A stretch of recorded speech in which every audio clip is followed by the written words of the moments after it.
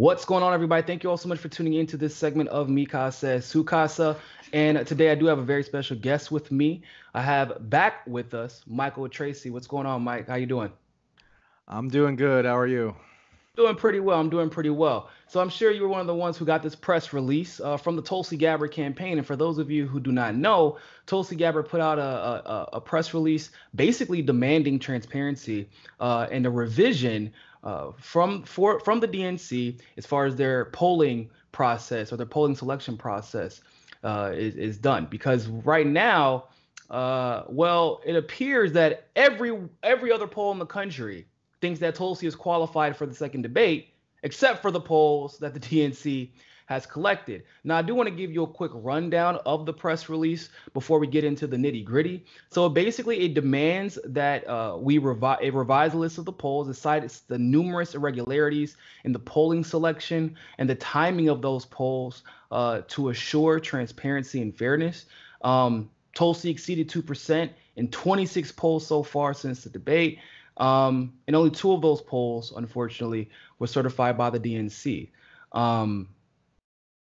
They also say that it's the duty of the DNC to facilitate more debates and conversations, not less. And they also bring up a memo from 2018, which states, it's by the DNC, it states, given the fluid nature of the presidential nominating process, the DNC will continuously assess the state of the race and make adjustments to this process as appropriate. And Tulsi says that this is obviously one of those demonstrations of fluidity, that where fluidity is necessary, because clearly when she's the only candidate that has hit the individual unique donation mark and is the only one now who is not in the third primary debate, there needs to be something done, and there should be absolutely some scrutiny. Now, the press release also quotes this guy on my screen right here.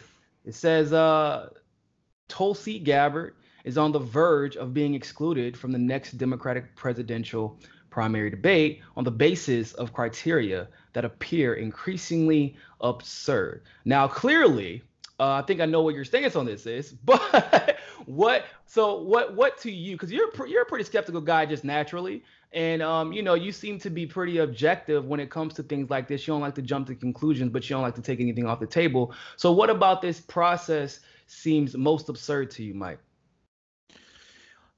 The absurdity, I think, lies in the patently arbitrary criteria that they're using to determine which polls or which metrics more broadly count as qualifying toward whether a candidate is granted admittance into the debates. So Tulsi currently, as of today, has two officially qualifying polls. If the DNC simply followed basic logic and said that polls conducted or published by the newspapers with the widest circulation in early primary states count as qualifying polls, Tulsi would be in the debate. She was at 3% in a poll published by the Boston Globe earlier this month, which is the newspaper with the widest circulation in New Hampshire, the first primary state. And she was at 2% in a poll published by the Post and Courier, which is the newspaper with the widest circulation in South Carolina. Now, how could it possibly be that those newspapers are not deemed approved by the DNC? What criteria goes into that determination? We don't know, because they haven't really identified why it is that they would deem one publication qualified and one publication not. It's odd because in Iowa, for instance, the Des Moines Register is considered an approved sponsor for polls.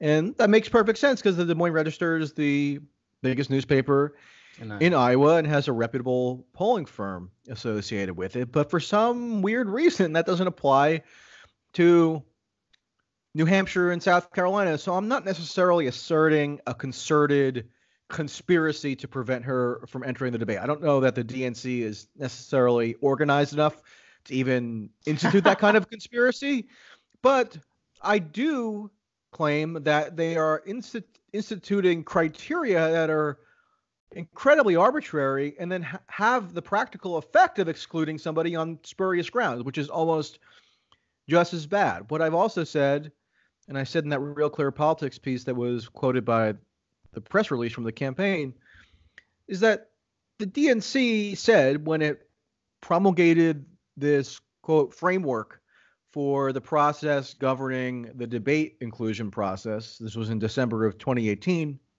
they said that they reserve the right, because the race would likely be a fluid process, they reserve the right to reassess its standards as things develop. Well, one thing that has transpired since that framework was promulgated is that Tulsi has gone from a fairly obscure congresswoman from Hawaii to somebody with now a national profile. She's approaching 170,000 unique donors.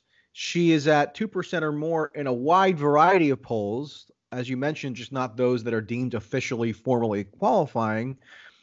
And she has a lot of traction, in particular on social media. Now, is social media and other internet metrics potentially prone to manipulation? Yeah, theoretically. But there's nothing stopping the DNC from saying, okay, this candidate was the most Googled candidate twice in a row, which at the very least should indicate at least that there's some interest in her campaign and that people were intrigued by her message and want to do more research on her. Yeah. That seems like a fair. 48 states the first time, and then all 50 states, or 47 states the first time, then all 50 states the second time. So clearly there's some interest there, yeah. Right, and on top of that, I'm sure you've seen that, when there's an interview with Tulsi or even a segment commenting on Tulsi on YouTube, the views go through the roof.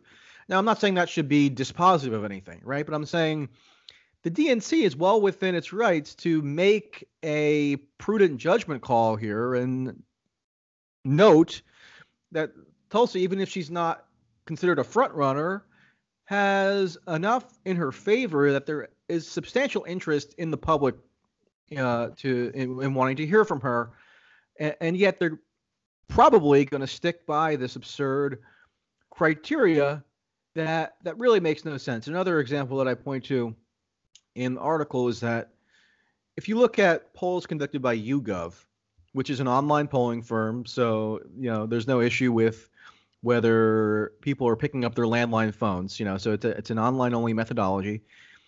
The DNC accepts YouGov polls when they're produced in conjunction with CBS. So that's actually one of Tulsi's qualifying polls. Is a New Hampshire poll from July conducted by YouGov in conjunction with CBS. Mm-hmm. But YouGov also conducts polls in conjunction with The Economist, 6 of which have had Tulsi at 2% or more in before the this qualifying period. And before this debate, they had her above 2%. Right. So why is YouGov considered approved when they're doing polls with CBS, but not The Economist? The Economist is one of the most, vaunted news organizations in the world. So, and the DNC obviously regards YouGov as reputable when they're doing polls with CBS, but not The Economist. So what's the reason for the discrepancy there? We don't know, because they haven't been transparent about their decision-making process here. That they've simply just issued a list of accepted polling sponsors without actually delineating the rationale. So, yeah. So for all those reasons, Tulsi's exclusion just doesn't really make sense purely on logical grounds. That's kind of what I wanted to lay out. Yeah, so I 100% agree. I think one of the key things that that doesn't get mentioned enough is it's not like CNN conducts the polls for people who are curious. They pay somebody to do that for them. And the DNC even says it needs to be sponsored by one of these organizations. Inherent in the word sponsored is paid for, basically. And so that's where I think there's a whole litany of problems out the gate, because we know the disproportionate influence that money can have in a situation like this, where, polling is up and down. It's been inaccurate. And in some cases, especially in 2016, it seems like it was done inaccurately on purpose, to the point where exit polling was just the outcome was vastly different than anything the polls had said prior to an election. Michigan, for example, when Bernie just throttled Hillary, and if she was supposed to win by a landslide. And I do think that the people, quote unquote, sponsoring those polls have some type of influence over that. Now, why would I say something like that? Well, if you're paying for the poll, if you didn't pay for it to be conducted, why would it be conducted? And the press release talks about the number of polls released, the number of qualifying polls released after the first debate versus after the second debate. So the number of after the first debate was 4. After debate 2 was 1. The number of polls released in the second week after the first debate, 2. Debate 2, 1. The number of polls released in the third debate, 5. Or excuse me, in the third week after the first debate, 5. After debate 2, 2. The total to date would be 11 after the first debate and 4 qualifying polls after the second debate. Now, there are less qualifying polls being put out at a time where the qualifying polls will have a huge effect on the field that will be on the debate stage.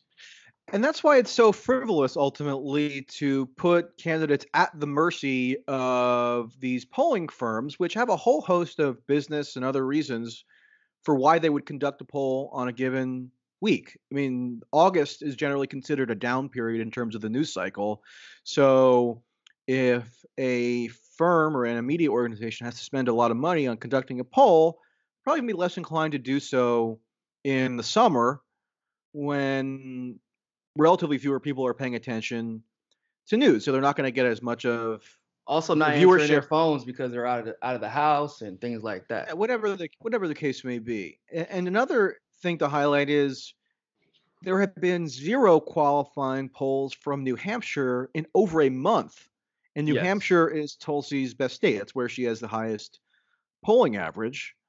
So the sentiments in New Hampshire are not really playing as much of a role as you'd think in dictating what candidates are permitted on the debate stage, and that has the effect of pretty obviously disadvantaging Tulsi. So, I mean, you could give all manner of other data points that illustrate why this process is arbitrary, and that's the most charitable interpretation. You or others might try to assign a little more of a sinister interpretation. And, absolutely, 100%. Yeah, 100%. Yeah, and I get it because, as the press release pointed out, party bosses should not be the ones making these secret calls as to what the criteria are for who the public can hear on the most, pivotal national stage. Mm-hmm. So that's just going to inevitably lead to allegations of, rigging or whatever term you want to use. And well, I think go ahead. I was going to say that you think that given the memories of the 2016 primary process, the DNC would want to make every effort possible to ensure that there's not even an appearance of any kind of rigging. Yeah. And they're opening themselves now to allegations in that vein, which even in their own self-interest, you'd think they want to avoid. Yeah, it seems like they're feigning transparency rather than actually being transparent. And I think that it goes in politics. Things are only a coincidence you can only consider something a coincidence when it hasn't become a clear pattern. But once there is a clear pattern in politics, it's usually, especially when it comes to progressive candidates, not a coincidence. And I think it shouldn't go without being said that if she does not generate this much interest, if she is just not that important, if she is that, just unpopular or at least not cared about, as far as her opinion or her policies are concerned, then why is it that after both debates, in the weeks leading up to her being deployed, that she was being literally chased down by news organizations for an interview? They were literally, she was the number one trending topic in the U.S. Then she was the number one trending topic in at least several states for 2 to 3 days straight. And then she, right before she deployed, she was trending again. It just, after a while, I'm not saying she should be at 18 to 20, 25%, but after a while, when you have all those factors, like you said, and then you have the fact that she qualified in 26 polls total by their standard of 2%. It's just really coincidental that the only, 26 polls, but 4 polls she hasn't qualified, or at the time until recently she hadn't qualified in that they were the DNC's polls, the sponsored polls. And once again, I just feel like it's important to understand like what sponsor means. It means you got to pay to conduct a poll. It means you decide when they are and are not conducted. And in that regard, I would tell people to, if you want to try to do something about it, 'cause I know a lot of people feel kind of powerless when it comes to polling. Figure out who the polling director for each organization is. They have Twitters, they do, and at them, DM them, email them, and ask them what the hell is going on, and put them on the hot seat. That's basically the way everything gets done in Twitter and social media world nowadays, isn't it? So, but yeah, and these polls are pretty expensive to conduct. So you're basically outsourcing the decision-making process for who is included in a presidential electoral debate, electoral cycle, to these private entities, which, as I mentioned earlier, have a whole range of factors that they take into account as to when they conduct a poll and how they formulate the poll. So why should they be playing such an outsized role in the process? There's no necessary reason for it. I mean, parties are within their rights to make a subjective determination about which candidate ought to be featured on a debate stage. Now, whether the party should have that kind of extreme discretionary role in the first place for debates is another question, but at this juncture they do. And they could conceivably say to themselves, these polls, because of their infrequency, because of, the various factors that go into when they're conducted and so forth, because of the inherent arbitrariness of that entire process, we're going to say that X candidate or Y candidate has demonstrated that he or she has met certain enthusiasm benchmarks and therefore ought to be included. And that's what they could do. But you have a lot of people who are going to say, well, the campaign knew the rules all along and it's their fault. There wasn't, it's funny because they didn't have the rules all along. The rules didn't get etched in stone until maybe a couple weeks before the first debate. And I don't even think, or maybe even after the first debate, but I think it was right before the first debate. They needed 130,000, and then it had to be the 2%. And the four polls sponsored by the DNC approved people. But then on top of that, those polling, the registered polls that were approved even changed, right? So like even after there was a final word, it wasn't the final word. And I think it also oh man, what do I talk about? The individual unique donations. That to me is probably the best way to determine how much support a candidate. Not saying that a candidate is going to 100 that a person that donates to a candidate is going to 100% vote for that candidate, but what it does express is interest, and it is demonstrating that they want to hear more from that candidate and the other candidate. They may or may not be their preferred candidate because they haven't made the decision. And it's August. It is August of 2019 still. The first primary isn't until February, late February or early February, and that's Iowa. And then even after that, as we've seen, that isn't going to determine the outcome of the race. So not by a long shot. With all these candidates going up and down in the polls, all these candidates going up and down in donations, and I know that you do make a good point that social media isn't the end all be all when it comes to politics, but it does, once again, it has an increasingly important effect on the outcome of politics. And I don't think anyone could deny that, or else Obama wouldn't have tried to run such a good game, or Bernie wouldn't have tried to run such a good game in social media. And I do think it has something to be said that according to the data, Tulsi is beating almost everybody, I think, except for maybe either Bernie, depending on the week, and then the establishment candidate of the week, whoever the establishment media uplifts that week. But the data shows that even though she only has 500,000 followers on Twitter and 60,000 on YouTube and things like that, for some reason she's still getting the same numbers as them, the same views as them, the same likes as them. And after a while, you kind of got to wonder, like, okay, is polling the best way, or should we be figuring out what candidates people were taking an interest in based off of where they're willing to put their dollar at. And I think that's probably more indicative of how much grassroots support that a person has. What do you think? On the social media point, even Trump in 2015, 2016 had a lot of social media support relative to the other Republican primary candidates. Definitely the most intense social media following of any Republican primary candidate at the time. 280 characters at a time. That's why I tell people. They think I'm joking. Yeah. Well, yeah, but yeah. So Trump actually obviously had the most, overt Twitter presence himself. But in terms of a Twitter following, he had the most active supporters on social media by far of any Republican candidate. And I remember pundits dismissing that at the time as, it doesn't really make any difference. Those don't speak for the majority of Republican primary voters. And while that's probably true to an extent, it was one factor that you could gauge in terms of the enthusiasm that he was generating, because it signified that he had sort of a core of support among at least active, maybe skewing younger online supporters. True.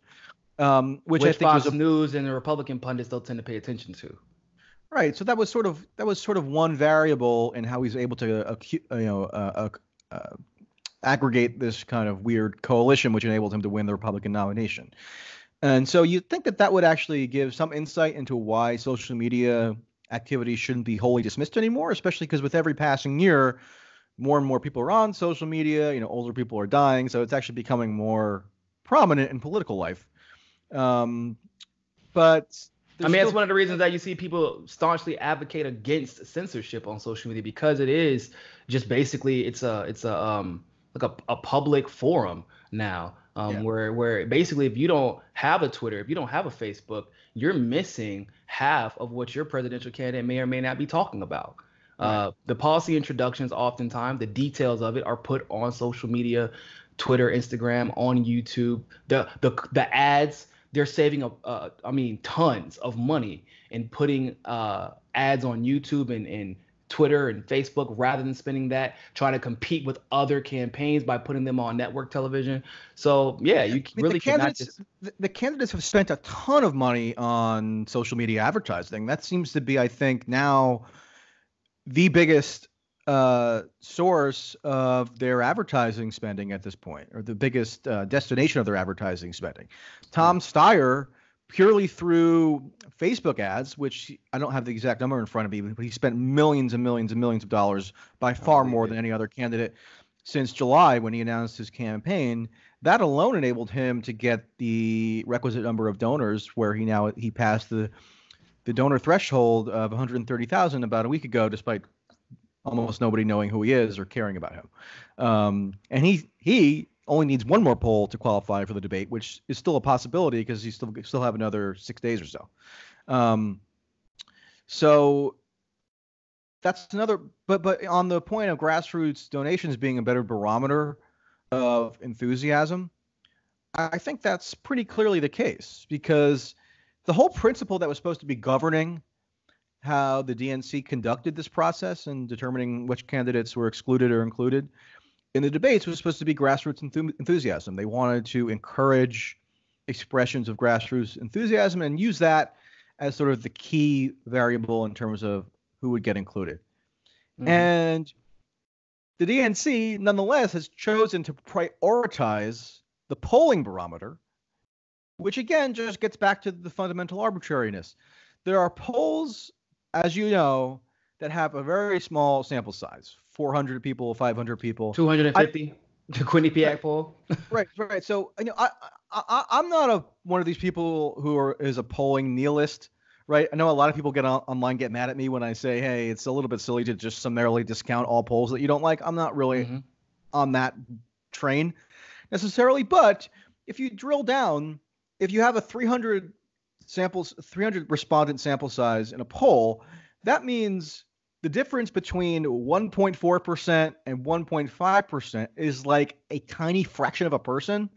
Yeah. But the difference between 1.4% and 1.5% is whether you get a qualifying poll for the debates, because 1.5 rounds up to 2, right? Yeah. Whereas 1.4 rounds down to 1. So you couldn't get more arbitrary than pitting a hugely consequential decision for the trajectory of a campaign on literally a fraction of a person. I mean, that concept doesn't even make sense. Especially, so I'm not really a polling nihilist, but I am when it comes to presidential elections. I tend to lean in the direction of I'm not really going to trust. If the poll is going to determine the outcome of something, or if it's being used to determine the outcome of something as a barometer, I'm not trusting it. And the reason why isn't it is it's because it's like, look at the methodology most of the time, right? These polls, it doesn't just ask who you're voting for in the primary, right? It's a pretty extensive list of questions. And then, especially when it comes to the primaries, the sample size can start out like in the Quinnipiac poll is 505 people. By the time it got to the Democratic primary question, or who you're voting for, who are you, or are you going to vote in the Democratic primary, the Republican primary, neither of those primaries, but perhaps another one, or no primary at all of a sudden, there were only 250 people to ask, and 66% of the people didn't respond to that particular question according to that poll. But yet they responded to every other question, including questions about the primaries, like where they were going to vote. So I'm like, that type of behavior, when it comes to every other question, they ask everybody from 18 to 70. But then when they get to the Democratic primary, it's, are you a registered Democrat? Are you liberal leaning and conservative leaning? And it is, are you 50 years or older? That's the people that we're going to count. And then the sample size shoots up past 5%. And any serious pollster, which is what's weird to me, because it's even worse this time around than it was last time. Any serious pollster knows after 4%, or plus or minus 4%, your poll is useless, right? It's not considered scientific anymore. And you have some polls that the DNC approves that are up into the 5.2, 5.3% margin of error range. Yeah. I mean, they're using rounding errors to basically allow to determine whether a campaign will live or die.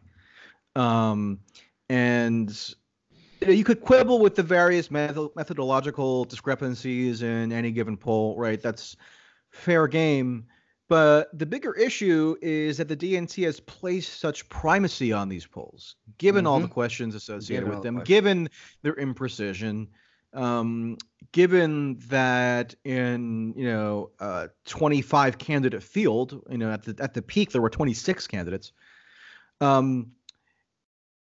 Given how ultimately meaningless the difference between 1% and 2% is in those polls, you're gonna literally meaningless, because it can mean you're at 5 or 6% in these polls, or nobody knows who you are. Like, I mean, you're within the margin of error there, so they're allowing the margin of error to dictate who gets in these debates, and that's why I think the best argument is they need to broaden the criteria for what they consider sufficient enthusiasm that a candidate has generated to permit them entry into the debate.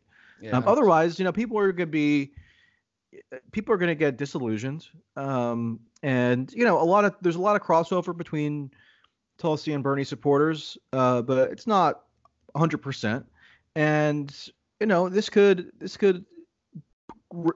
create a lot of suspicions about the process going forward, even if Bernie, remains in contention for a while, which he's likely to do. Yeah. That's a good point you brought up. Go ahead. So this isn't planting these seeds of suspicion. Isn't only about Tulsi in this next debate. It's about more of a wider distrust in the process writ large that could have implications for other candidates and various other dynamics that we're going to unfold as the first contest approach. And I'm glad you said it's not just about the polls; it's about the process, and how and why these polls are being conducted the way they are, and why they're choosing these polls. And the part that you made about Bernie, I think, is something that's extremely important, needs to be brought up more often. There are a lot of Bernie supporters who have decided they don't like Tulsi now.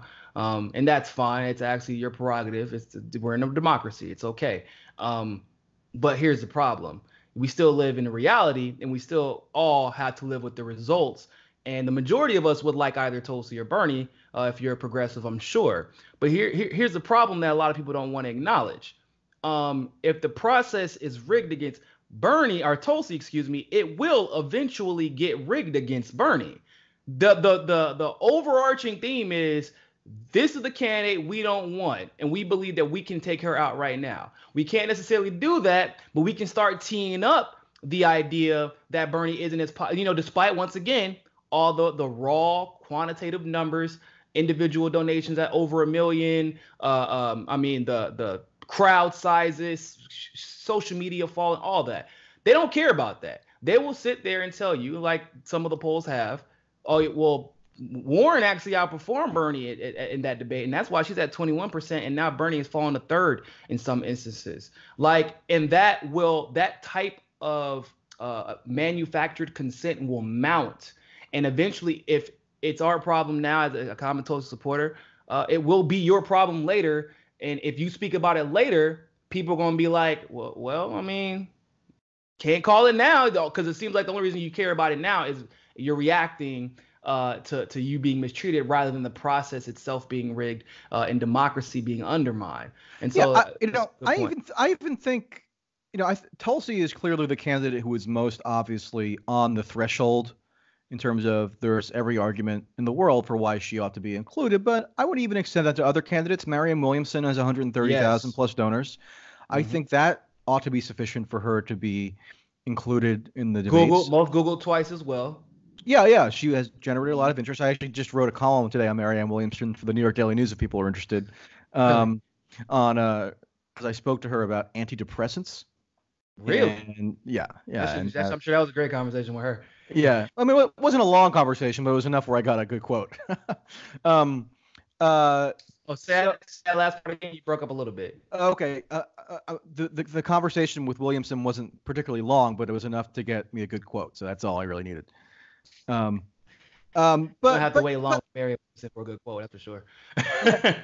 Yeah, but so I mean, I would even say that she's met a criteria where it would be warranted to include her. Jay Inslee passed 130,000 donors on Monday and then mysteriously dropped out on Thursday or Wednesday, which was a little weird. But I would even have made the same argument for him. But the argument for Tulsi is clearly bolstered because of the polling issues and the Google searches and everything else. So it's not like sour grapes necessarily about Tulsi in particular to make this argument. It's about the process as a whole, given how early it is. And even the Republicans allowed pretty much everybody into the debates last time, and there were 16 candidates. They were letting your dog into the debates last time. You could bring literally anybody. They let this guy Jim Gilmore into the debates, who was the governor of Virginia from like 1998 to 2002. Or somewhere in that range, like almost nobody had heard of. I think he ended up getting like 4 votes in the New Hampshire primary, but he was in the debate. Trump really woke up one morning, switched his. He's such a lately registered Republican that his kids forgot to switch registration to vote for him in the primary. And they were like, "Shit, I mean, come on down, man. Whatever. May the best man or woman win." And I will say that the RNC actually gets more respect from me in that regard because of when it comes to the primary, they play a little dirty. Like all of them play a little dirty, but it's between the campaigns, right? And that's a whole different discussion rather than the RNC putting the thumb on the scale in one form or another. The RNC did do this thing where they had like what was called the kiddie table debate, where they segmented the debates into who was polling highest. Which was a little dubious. I mean, I actually think the DNC had a better idea this time where they just randomized it, or they claimed they randomized it. Yeah. But nonetheless, even candidates who were low on the polls got into debate in some form. I think Trump skipped the debate once before, and then went in the last election, right? He skipped the debate right before the Iowa caucus, and then went back. And then dominated again. They let him. Yeah, and then went back. But it was like he was this power move where the only thing anybody was talking about was the fact that Trump wasn't in the debate, and he held his own counter event where Mike Huckabee and Rick Santorum actually showed up because they actually weren't permitted in that debate, and basically kissed his ass. Man, that's marketing genius. You're marketing genius. So I was gonna say. so with the RNC, I feel like that's more closely a model that the DNC should be using. Like I know they have less super delegates and things like that, but at the end of the day, like I don't think their RNC wanted Trump to win. Like if we're being honest, but at the end of the day, the fact that he still could win, despite the fact that clearly the establishment power that be didn't want him to win, it's not a it's an indictment in my opinion of the DNC. Because yeah, we know y'all didn't want Bernie to win in 2016, but like there is still a lot of question marks there, right? With the Hillary Victory Fund, with we found out about all the rigging later. Now Donna Brazile, Elizabeth Warren, Tom Perez, everybody. Oh yeah, it was clearly rigged. Okay, well what the hell? Why didn't y'all say something at the time? But the more importantly, the democratic process was undermined. So I wish it's sad that we can't. I don't have that confidence that like I have in the RNC that like they primaried damn George W. Bush, if I recall. They did, right? They primaried George W. Bush, didn't they? No, they didn't. No, they primaried him. I don't know why I thought they primaried him. No. So no, there was no primary in 2004. I mean, there might have been like a random, guy try to pop crank who ran. Yeah, but no, there was no actual primary in 04 for George W. Bush. I mean, the last time that George H.W. Bush did get primaried in 1992 by Pat Buchanan, and that damaged George H.W. Bush significantly because it created, it intensified fissures within the Republican coalition, and ultimately Bush lost that election to Bill Clinton. Yeah, and he already had problems too with that base. So yeah. But so the one interesting thing that I think it's worth pointing out, I actually did a video on this last night, and I had to publish a little item on it today, is that there was this poll that came out that it's sort of this informal poll that's circulated on a private listserv for Democratic Party operatives and consultants. So it's just sort of informal poll where they say who they think is most likely to win the nomination. And this journalist released the results of the poll after having been leaked it, and 61% of Democratic operatives and consultants and these like Politico types now say Elizabeth Warren is likely to be the nominee. And in March, only 8% said that. So I think that's an insight into the thinking of these people. And it's an insight into why people are suspicious about the process overall, because you get this kind of coalescence of conventional wisdom that ends up seeming to dictate how the process unfolds. I mean, yeah, Warren has gone up in the polls since March when the first survey was conducted on this little private super secret listserv. But have the fundamentals of the race really changed that much? I would say her odds have gone up, but gone up by like 50+%. That's a little. And also, why have her odds gone up? Is it because she is somehow captivated the minds of people more, or they see other candidates who are like, hell no, I'm not voting Kamala now, or I'm not voting Pete Buttigieg now, or et cetera, et cetera, et cetera. Like those all, in my opinion, probably play more of a factor, not necessarily that she became more popular. I think she's sort of run a smart campaign in a number of ways, and she definitely has generated real support. But the question is her now like inevitability? I mean, at least 60% is a lot. According to the consultant class, and actually the betting markets have her ahead of Biden now as well. Is that like perception of inevitability really a good thing for the process overall? And could it lead to like tinkering around the edges where others are excluded or, prevented from taking part in forums and debates for arbitrary reasons? So that's again why I think you want to maximize transparency and inclusion at this juncture if you're the DNC, if only out of self-interested reasons. I mean, you don't want even a perception that the process had the scales tilted, and that's sort of why I think the issue with Tulsi now goes beyond just her in this next debate. It's something more fundamental.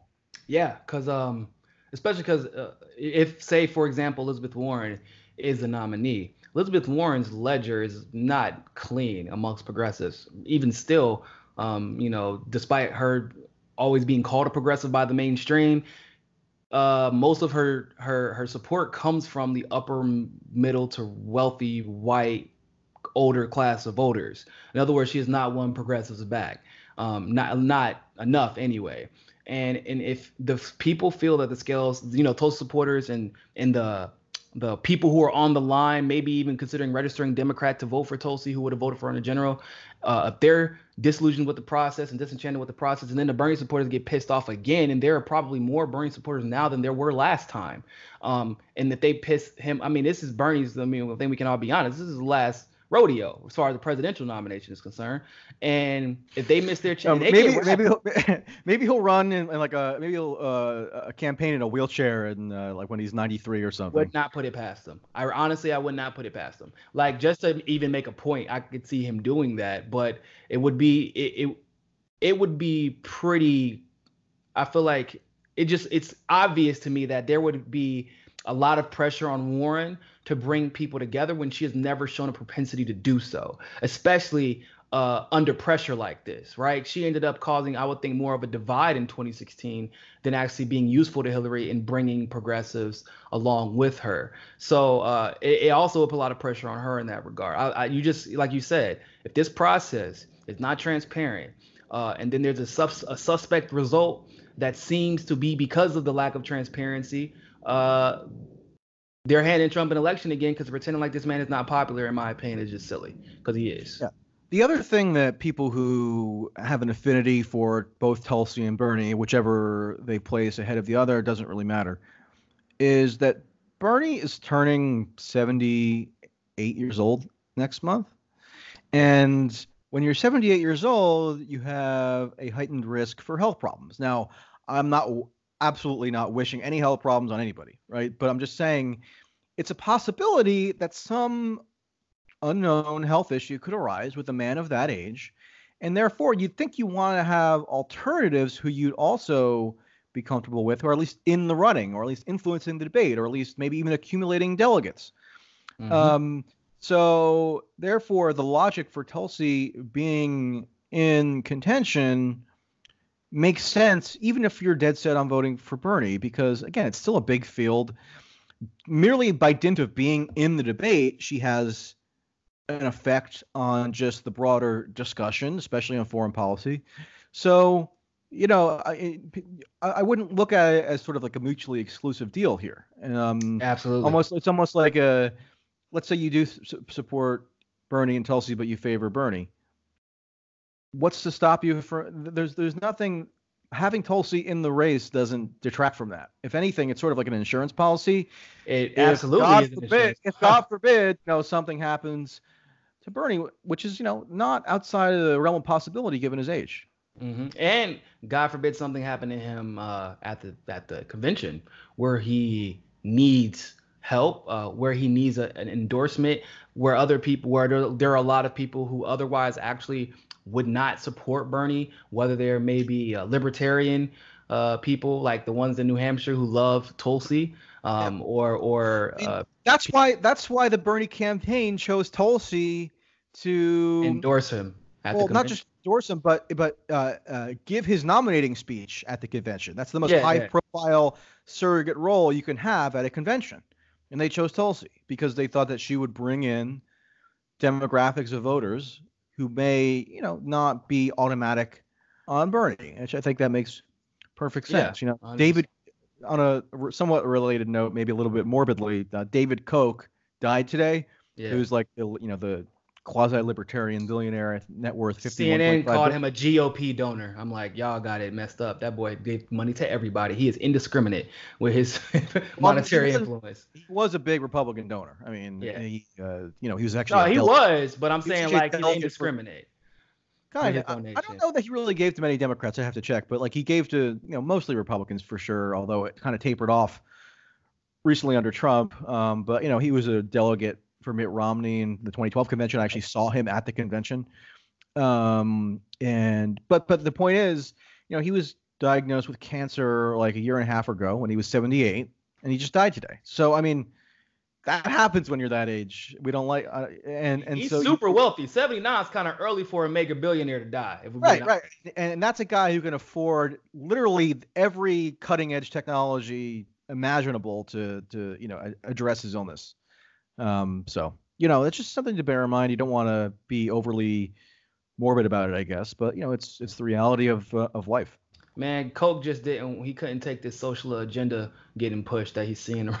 And he was like, you know what? Screw this. I don't even want to be a part of this. Just unplug me. I know his brother's kind of pissed. I know his brother's like, I can't believe you left me here to deal with all this by myself. Because Charles Koch, the Koch brothers, for those of you who don't know, they actually started influencing the Democratic Party because they used to always donate to Republicans, and then around the Clinton era, they started donating to the Democratic Party to try and influence their message, which is why you saw whenever Clinton ran against George H.W., I mean, his message was like, basically, I'm going to be tougher on crime than than George H.W. was, and I'm going to. Well, I mean, the Kochs actually the Kochs actually funded criminal justice reform groups, so they actually were not tough on crime people. David Koch ran as the Libertarian vice presidential nominee in 1980. And he was always the one of the two brothers who was a little more invested in like conventional politics, and Charles like just kind of went along for the ride, was more in like more involved in apolitical endeavors than the brother. Yeah. But you know, they got into politics really whole hog around 2009-10 when they, you know, bankrolled these like Tea Party front groups and such. But you know, again, it just underscores the Bernie age point. And, you know, for that matter, Biden, you know, is barely holding it together cognitively at this point. So, and we still have, what is it, 6 months till the first primary. So you don't know, there could be some unexpected event that happens, and it makes all the sense in the world for Tulsi to be in the race, even if right now she's obviously not close to front runner status. But you know, stranger things have happened. And I do want to be clear, like, as far as talking about Joe Biden's cognitive functions, for those, because there are people in the establishment who are like, oh, that's ageism. No, if he was 23 and talked like that, I would actually probably be more worried. But the fact of the matter is, you have to be cognitively coherent, like in all situations as a president, with under high pressure, high stress, lack of sleep, information being thrown at you constantly, literally the world hanging on every word that comes out of your mouth. You know, when you're going to whether it's an event in the States or an event in another country, in a delicate like a diplomacy interaction, like, you need to be able to communicate effectively. And what Biden has been doing lately has been worrying the hell out of me. It went from, oh, I don't want him to be president because he's a neoliberal, to, oh my God, he's going to accidentally say something stupid, like on accident. Like, this ain't like Trump, who goes around saying inflammatory things just so he can use his bully pulpit. This is like, oh man, you know, black people are poor kids are just as smart as white kids stuff. Like, that's a big deal, okay? So I think it should be understood that it's not an ageist thing, it's a reality thing. No, it's not ageist because, you know, Bernie's a year older than Biden, but seems to have no cognitive problems at all. And, you know, in fact, I thought his performance at the first night of the debates in Detroit was one of his strongest ever that I can recall. Oh, yeah. And so, you know, it's not very ageist. Quick to respond. As you say, he doesn't hesitate much. He doesn't stumble or mumble much at all, if at all. I rarely catch him stuttering. So it's not ageist. I probably stuttered and fumble over my words more than him, and he's like 45 years older than me. 100%. I agree. But Biden fails to complete his thoughts. So there are where you can watch him just riffing extemporaneously, where he begins a sentence and he sort of just trails off, and then he never completes the sentence. So you don't even know what he was trying to say. I mean, it's sort of like how if you visited your grandmother in an assisted living facility, you can kind of like get the thrust of what she's talking about, even if she's not 100% coherent. And that's sort of like the lens you have to apply to Biden now. But like, your grandmother probably shouldn't be running for president. Exactly. That's the whole problem. Yeah, exactly. Like, it seems like now that there's more strict criteria to drive than to run for president at this point, because and it's kind of weird to me that, remember, the neoliberal establishment made a huge point about Bernie's age. Even still, when they compare him to Warren, they talk about this, right? And tried to basically insinuate that at a certain point we have to be worried about his health or his cognitive ability because of his age. And but in the context of Bernie Sanders, who still runs every single day and once again doesn't stumble over his words at all, and he's going harder, I would say, than probably every other candidate in the race, with the amount of people he talks to on a daily basis, the amount of interviews he does, and et cetera. Like Biden's health is clear. Like I don't. It's like his brain's degenerating. At least his ability to communicate. And it never gets brought up, but yet Bernie's age is constantly brought up when we're comparing it to Warren. And it's just the age, not his health. I think Biden's age is being brought up a little bit more now. I mean, there have been a series of stories on it, but it's like a little gentle. And you can obviously tell the people writing the stories are not trying to be overly judgmental, even though, I mean, it warrants a harsh judgment given that this is the guy who's trying to be the commander-in-chief of the largest military in world history. You think that you'd want to be altogether cognitively in that role. Just a little suggestion. Mm-hmm. But especially considering how much Trump's they always insinuate that his cognitive functions have been deteriorating.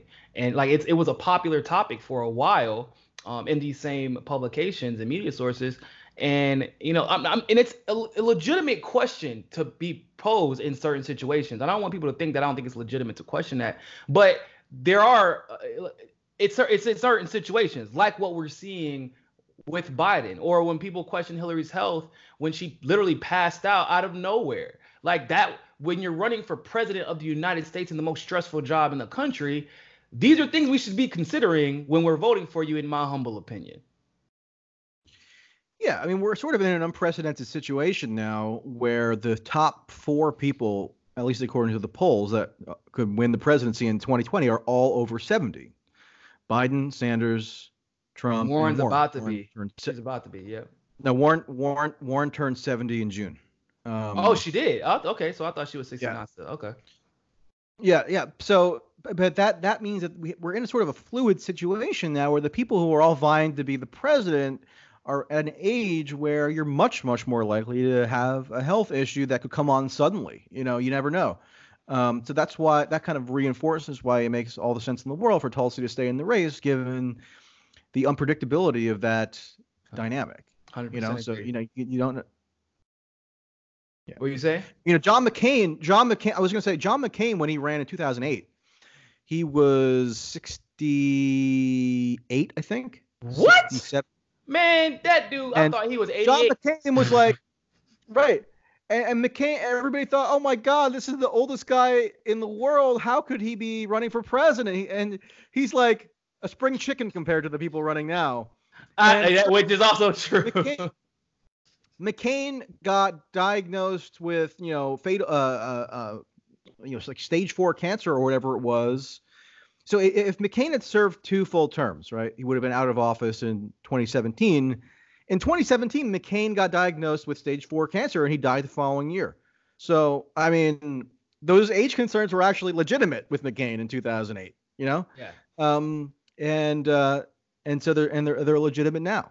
Yeah, I 100% agree. So, I want to hold you up too much longer. Do you have any final words on what you'd like to see as far as the polling is concerned, or what implications do you think this press release will have on the campaign? Which I think it actually, not on the campaign, but on the DNC, because I do believe that Tulsi consistently showing that she is not going to put up with the nonsense that we saw in 2016. She's tackling it head on. Her case with Google just got strengthened with this open letter that got put out, basically where the guy who just did the Google document leak actually put out an open letter to Tulsi explaining exactly how she got screwed over after the first debate. So you're starting to see this case mount where Tulsi is consistently getting screwed by the power that be, but also that she's not going to put up with it. And that, in my humble opinion, could be more of a thorn in their side than having her on the debate stage when you're talking about the long run. What do you think?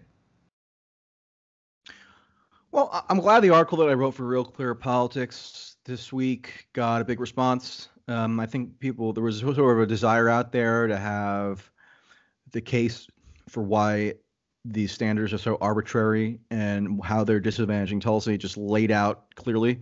So I've been sort of gratified by that. And then, the campaign put out the release today that quotes from it pretty extensively. So I think if people just the strongest argument, I think, is the point about the polls in New Hampshire and South Carolina. If they simply counted the polls that were conducted by the largest newspapers in those two crucial early primary states, Tulsi would be qualified. So if you want just kind of like a nutshell argument as to why she ought to be included, that would be what I would emphasize rather than getting into the whole kind of philosophy of polling and everything else. That's legitimate, but just in terms of a very succinct point that you could make, then yeah, that's what I would go with. 100% agree. And I'm not acting as a surrogate for Tulsi or anything, even though they quoted from my my press release. But I'm happy to be making this case in public, and if people want to talk to me, whatever. It's kind of weird how now it's like whenever an independent journalist says anything positive or negative about a perceived candidate, it has to be acting as a surrogate. It's really weird. Like, yeah, I can like a candidate or I can even not like a candidate, but if I say something positive about Bernie, like, oh, so are you like officially part of Bernie campaign? No, I'm a journalist that just made an observation. I thought that's what we were supposed to do. But it seems to be only the case. And journalism isn't. Yeah, journalism ahead. is just not inconsistent. I mean, journalism has never been inconsistent with having values and even political preferences and even sometimes candidate preferences. So, yeah, I mean, my foundation is a fidelity to facts and logic, and I'm not trying to toot my own horn or anything, but that's kind of like what my overriding incentive motivation is when I'm analyzing any event. And if that happens to benefit Tulsi in this instance, so be it. I've been pretty public about how I have an affinity with aspects of her campaign. I don't agree on 100% of things, obviously, but it's I think this is a worthwhile case to make, and there's really nobody else in the media making it because she generates a lot of negative coverage, as you know. And I happen to be somebody who's not just a quote YouTuber, although I don't disparage YouTubers. I also write for major publications, so I'm sort of in a position where I can at least have some impact on the more kind of establishment media types. Yeah, so that they can at least cover it in some way, form, or fashion to generate a conversation. 100% agreed. So I appreciate you coming on, Michael. Where can people find you at so that they know where to go? And do you have anything else coming up? Yeah, I had a couple things come out this week, as I mentioned. You could just look at my Twitter, mtracey, MTRACEY for that. Subscribe to my YouTube. It's mtracey. And that's about it. Okay, good stuff, man. Appreciate you coming on. And for everybody else, always remember, more than anything else, find your balance. Peace. Hey, don't forget to subscribe and hit the notification button to get all of our notifications if you like that episode of Mikasa Sukasa. You can also help continue to grow our show by donating to our Patreon and helping us hit our goal of 500 patrons. But remember, more than anything else, find your balance. Peace.